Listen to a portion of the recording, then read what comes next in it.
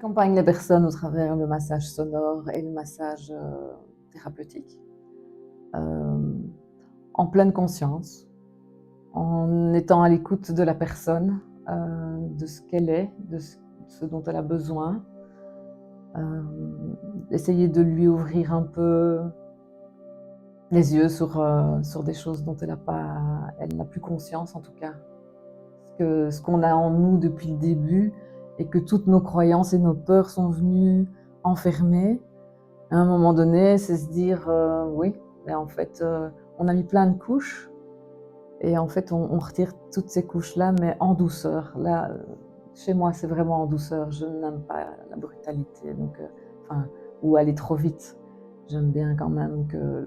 Je pense que pour que ce soit acquis, il faut que ce soit fait pas lentement, mais en conscience et prendre le temps que ça se fasse en tout cas. Le massage, il y a un toucher, donc ça ne convient pas toujours à tout le monde. Le massage sonore, on appelle ça massage, mais c'est les vibrations sonores qui vont masser l'intérieur de la personne. Donc la personne reste habillée, on dépose les bols sur les personnes et donc le contact se fait à travers le bol et la vibration.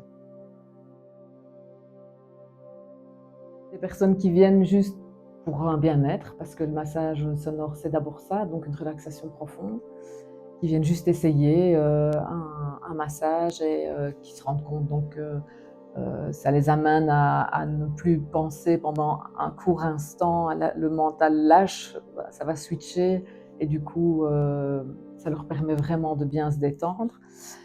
Donc ces personnes-là viennent une fois de temps en temps, ou il y a des gens qui ne viennent qu'une fois puis qui ne reviennent pas, ça dépend un peu. Et puis j'ai des personnes qui viennent pour une problématique bien particulière, qui veulent travailler sur elles, donc qui savent qu'il y a quelque chose.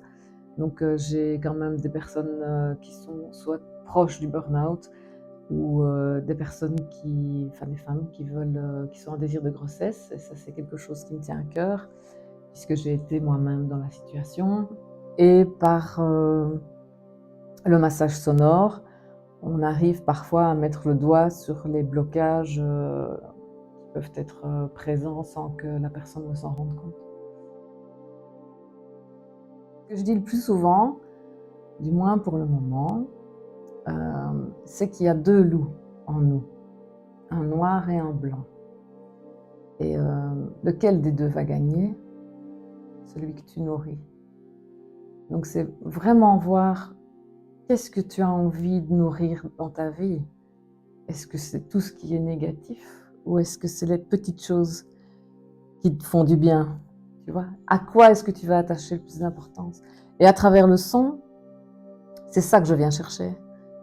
Tu peux t'asseoir, me dire que tu as tel problème, et à un moment donné, on va essayer d'aller voir, mais qu'est-ce qui va bien? Et puis alors on met une intention sur ce qui va bien, et de voir un peu comment on peut travailler pour renforcer ce qui va bien. C'est pas non plus dire mettre une main sur ce qui va pas. C'est là, ok, c'est là, mais il y a autre chose en fait. Et est-ce que c'est pas mieux d'aller plutôt nourrir ce qui va bien dans ta vie pour venir contrebalancer un peu tout ce qui est noir? Voilà.